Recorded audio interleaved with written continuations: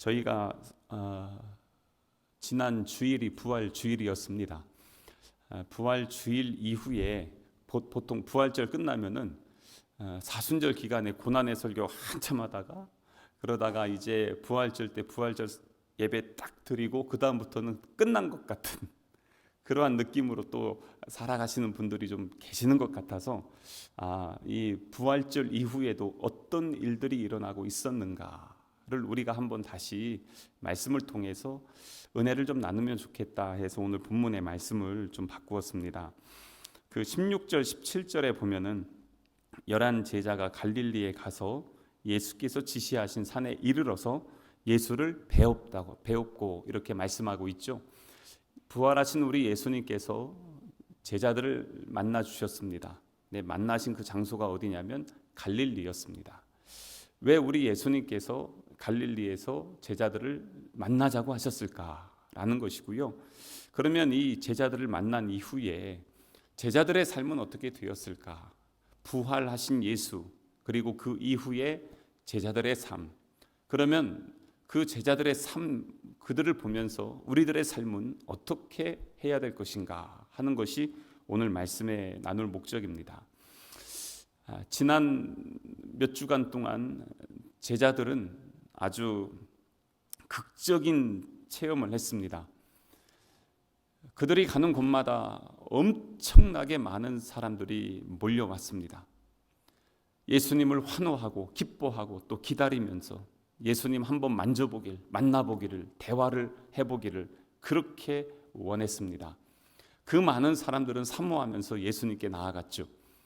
예수님이 예루살렘 성에 입성하실 때에 수많은 사람들이 여기 종려나무 있잖아요. 이 가지를 꺾어서 흔들면서 호산나 우리 주님을 외치고 아주 기뻐했습니다.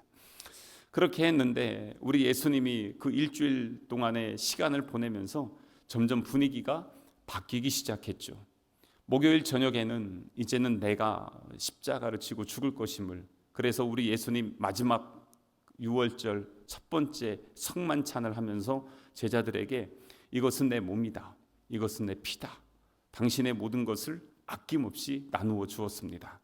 누가 더 높냐 싸우면서 질투했던 제자들에게 예수님은 조용히 가셔서 물에다가 그들의 발을 씻겨 주셨습니다. 그리고 나서 우리 예수님 십자가에 달려 돌아가셨어요. 그러니 엄청나게 영광스러운, 환호하면서 야, 이분이면 이제 우리의 모든 문제들은 다 해결될 것이다 하면서 기대하고 있었던 제자들, 한순간에 모든 것이 바뀌면서 소망도 기대도 모든 것이 끊어져 버렸습니다. 십자가에 달려 돌아가신 이후에 그들은 절망 가운데 빠질 수밖에 없었죠. 그랬는데 갑자기 이상한 소문이 들리기 시작합니다. 예수님 주변에 있었던 여인들이 예수님을 만났다는 것이죠. 부활하신 예수님을 만났다고 그렇게 와서 좋아하면서 외치고 있는 것입니다. 아니, 이런 황당한 소리가 있나? 분명히 예수님 부활하신다고 그리고 다시 만날 것이라고 말씀하셨지만 그들의 이성적으로는 도무지 이것이 받아들여지지 않았던 것입니다. 만약에 우리 예수님을 수십 년을 믿었어도 부활하신 예수님을 만나지 못했다면 그는 온전한 그리스도인이 아닙니다. 하지만 하루를 믿고 한 시간을 믿었더라도 부활하신 예수님이 나의 주님이심을 믿는다면 그는 그리스도인입니다. 그만큼 이 부활의 신앙은 우리 신앙에 있어서 너무나도 중요한 기준이 되는 것이죠. 그래서 우리 예수님께서 이 여인들에게 몇 번이나 말씀을 하셨어요. 다른 데 말씀에 보면 7절이나 다른 데도 이렇게 보면은요, 뭐라고 돼 있냐면 먼저 갈릴리로 가시나니 거기서 너희가 배우리라 하라.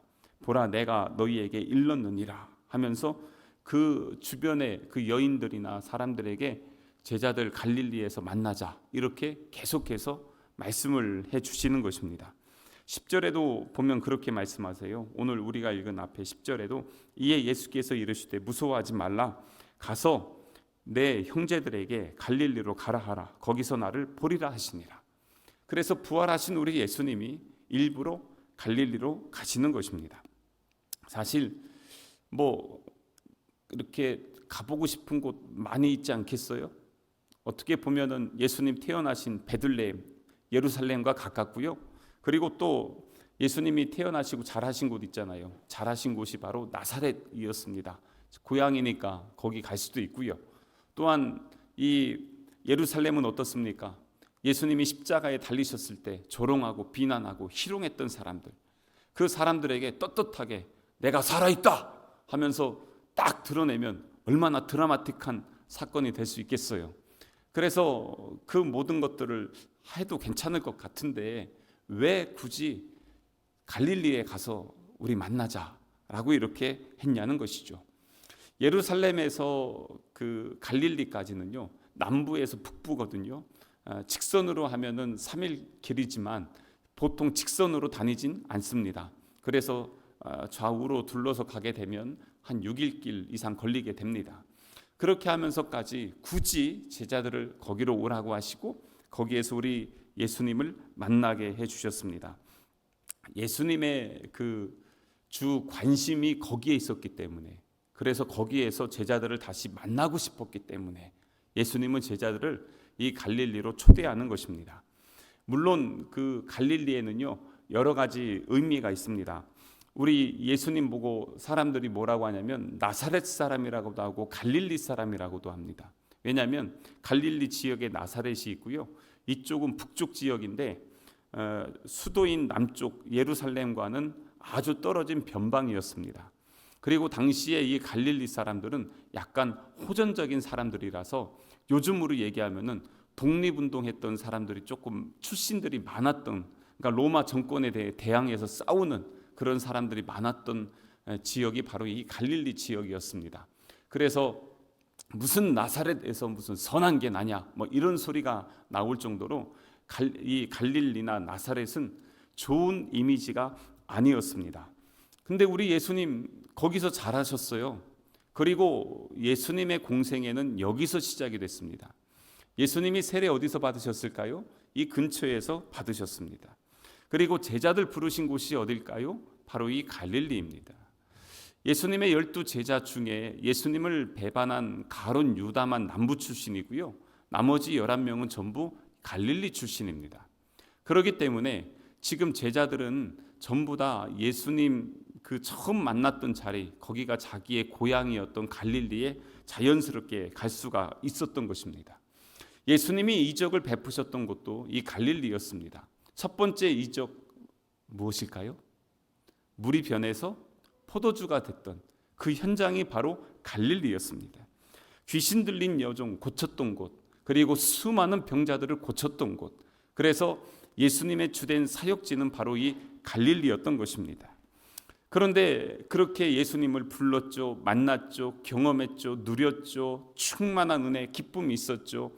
거기에다가 오병이어 같은 기적도 경험했죠. 산상수훈한 곳도 갈릴리예요. 그러니 여기는요 얼마나 많은 그 예수님과 함께했던 추억이 있겠어요. 그래서 그 자리로 가게 되는 것입니다. 그 자리에 갔어요. 지금 제자들 마음 어떨까요?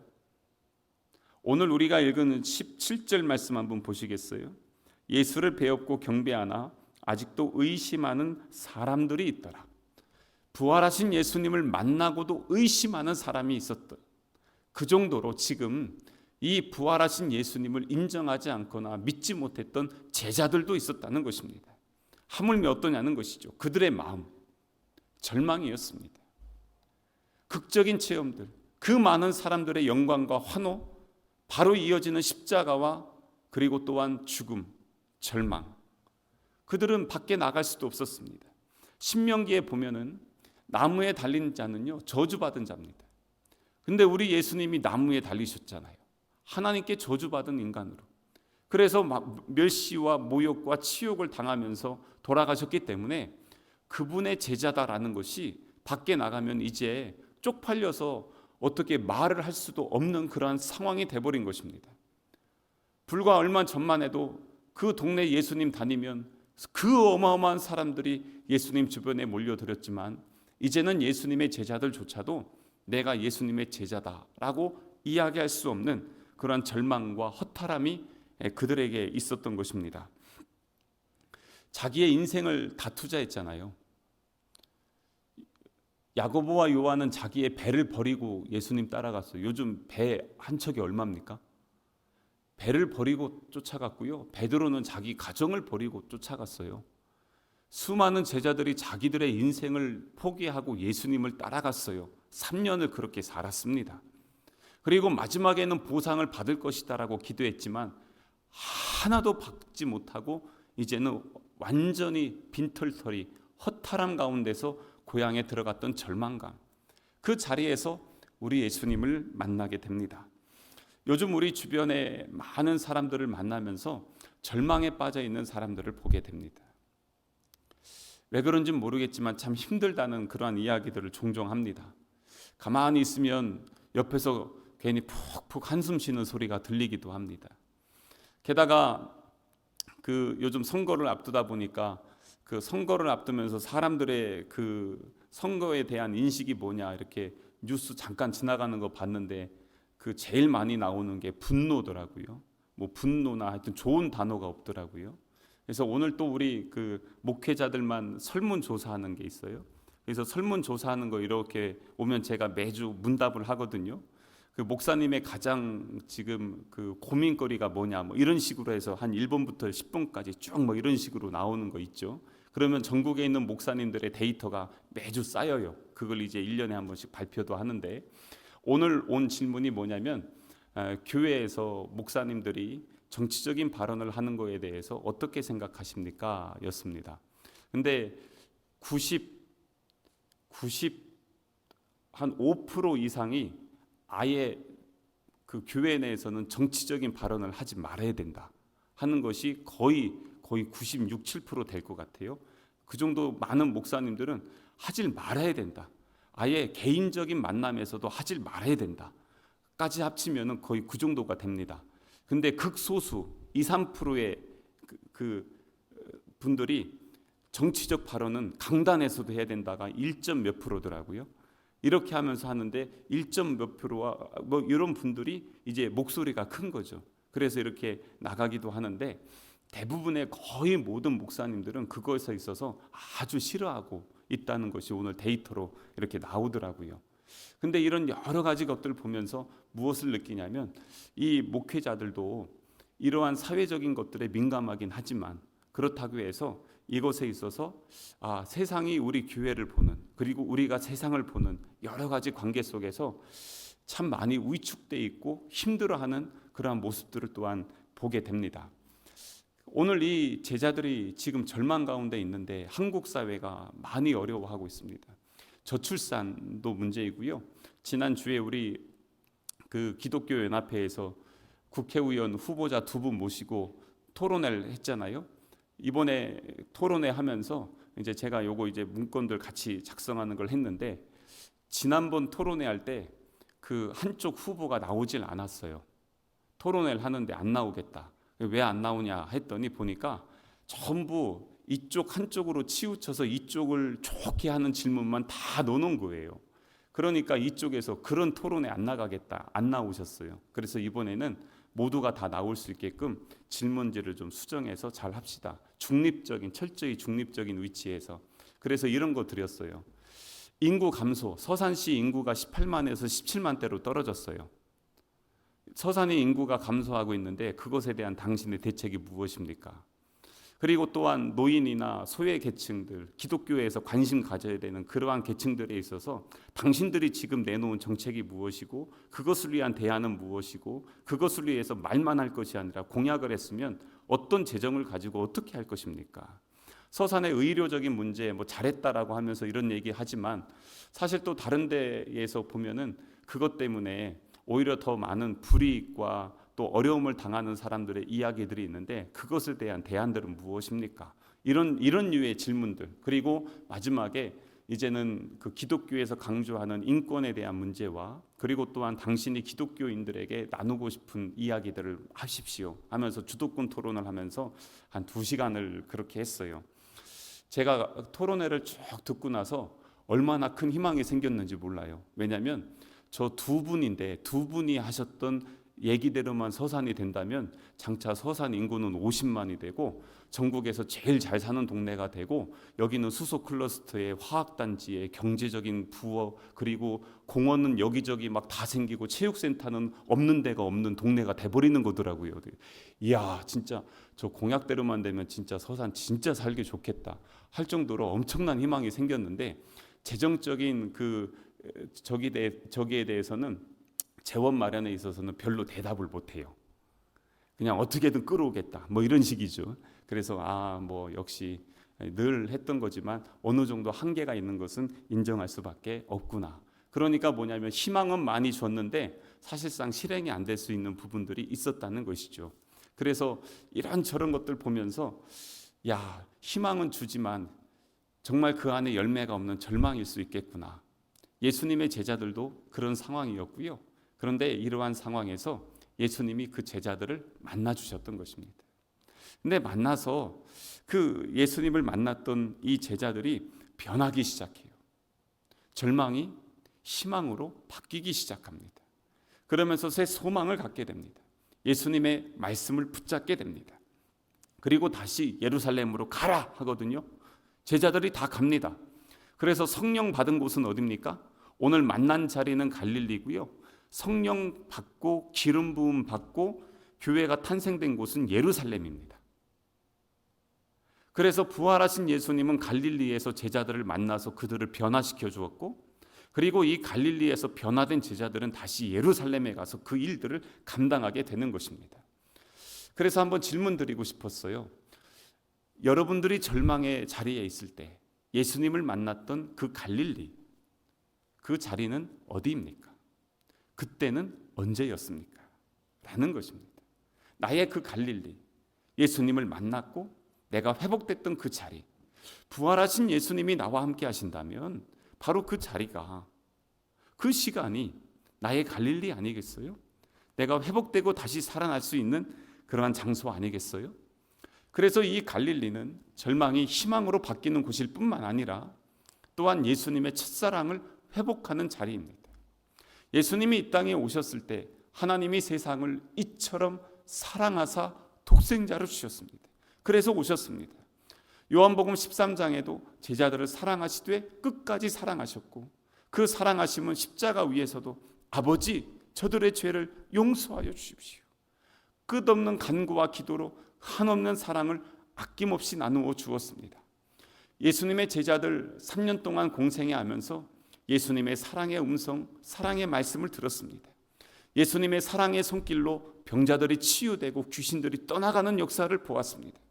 예수님의 그 사랑의 기도로 말미암아 기적이 일어나고 오병이 이어 예수님의 그 능력의 말씀을 통해서 그 갈릴리 호수가 잠잠해지면서 그들이 평안하게 그 강을 건넜던 그러한 은혜의 사건들을 경험할 수 있었습니다.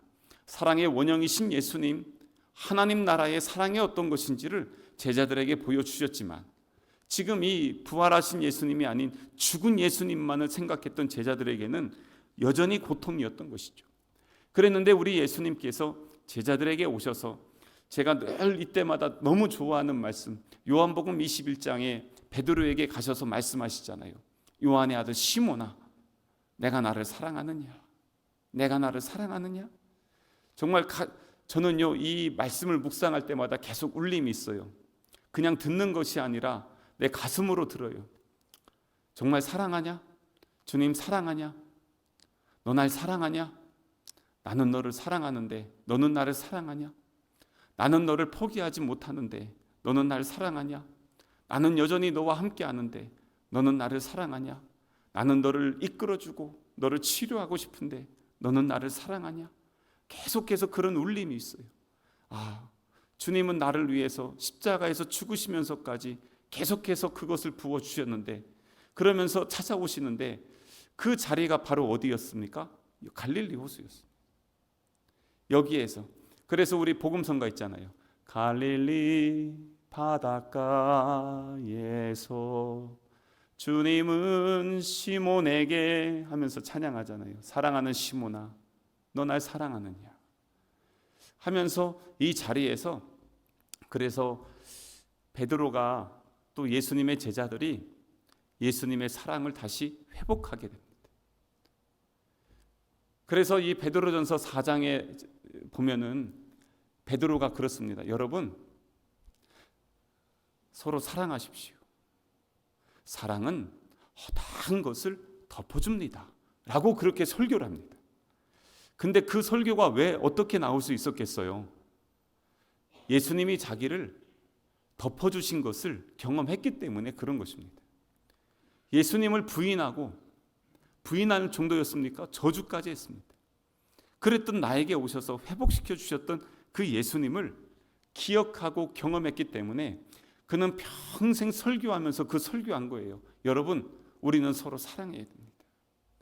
내가 그 예수님의 사랑을 경험했습니다. 예수님은 부인하고 저주했던 나에게 찾아와 주셔서 나를 그 사랑으로 덮어주셨습니다. 내가 그 사랑 때문에 회복이 될 수 있었습니다. 그렇게 설교를 하면서 다녔던 것이에요. 오늘 그 자리, 바로 이 갈릴리 호수가 바로 예수님의 그 사랑이 회복되어지는 곳입니다. 부활하신 이후에 우리 예수님을 만났던 그 자리, 오늘 이 부활절 이후에 수요일 저녁에 우리가 이 자리에 나와서 우리 주님을 다시 만날 때 우리 안에 주님이 질문하시죠. 너 날 사랑하냐? 너는 나를 사랑하냐? 사랑은 죽음보다 강하다는데 사랑하느냐? 라고 질문하실 때 무엇이라고 대답할 수 있겠습니까? 근데 그렇게 했을 때 예수님께서 질문하니까 베드로가 아유 주님 아시지요 하잖아요. 그때 뭐라고 합니까? 예수님께서 내 양을 먹이라, 내 양을 치라. 그 무엇입니까?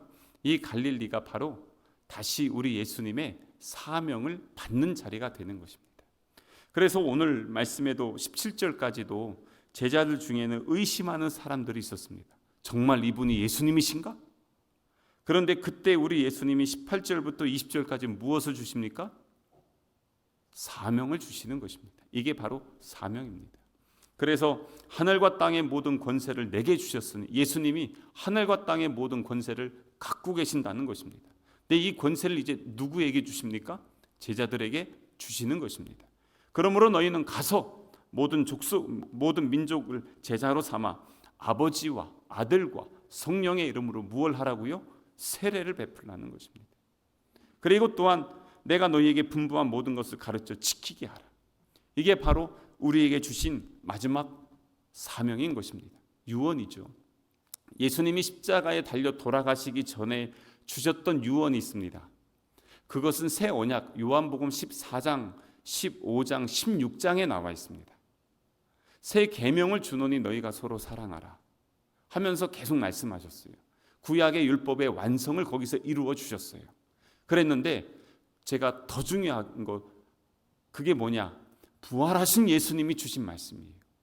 십자가에 달려 돌아가시기 전에 주신 말씀도 너무 소중하지만 부활하신 예수님이 오셔서 주신 말씀, 바로 오늘 여기 있는 말씀인 것입니다. 바로 이 18절, 19절, 20절의 말씀. 그래서 얼마나 귀한지 몰라요. 그래서 이 사명을 감당해야 되는 것입니다.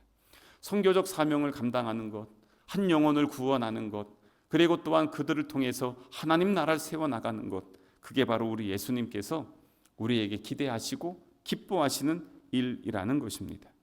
그렇기 때문에 오늘 이 갈릴리의 이 자리에서 예수님의 제자들은 절망이 희망으로, 또한 잃어버린 사랑을 회복하게 되고, 또한 우리 주님이 주시는 새 사명을 받아서 하나님 나라의 권세를 능력으로 받게 되는 주님의 제자가 되어 갔습니다. 사랑하는 성도 여러분, 오늘 나의 갈릴리는 어디일까요? 절망에 빠져 있는 우리에게 희망이 되는 예수 그리스도, 아무것도 의지할 데 없었던 우리에게 사랑을 아낌없이 부어주셨던 예수 그리스도, 무엇을 해야 될지 어떻게 해야 될지 모를 때 우리에게 하나님 나라의 사명을 주셨던 예수 그리스도를 만났던 자리, 경험했던 자리, 다시 회복되는 그 자리, 그 자리가 어디냐는 것입니다. 나의 자리, 그 갈릴리를 다시 한번 기억하셨으면 좋겠어요. 처음 만났던 그 자리, 그 첫사랑의 감격과 그것 때문에 눈물을 흘리면서 예수님이 나 때문에 죽었습니다. 부르짖고 그렇게 목 놓아 찬양하면서 주님을 만났던 그 자리. 그래서 그 자리에서 우리 주님 앞에 내 평생 주님을 헌신하며 따르며 믿음으로 살겠습니다. 나는 예수 그리스도의 자녀입니다. 고백하면서 하나님 앞에 결단했던 그 자리, 바로 이 갈릴리의 자리, 부활하신 예수님을 만났던 예수님의 제자들처럼 오늘 우리가 그 자리에 서서 온전한 예수님의 은혜를 경험할 수 있기를 주님의 이름으로 축복합니다. 이 시간에 우리 함께 기도하겠습니다.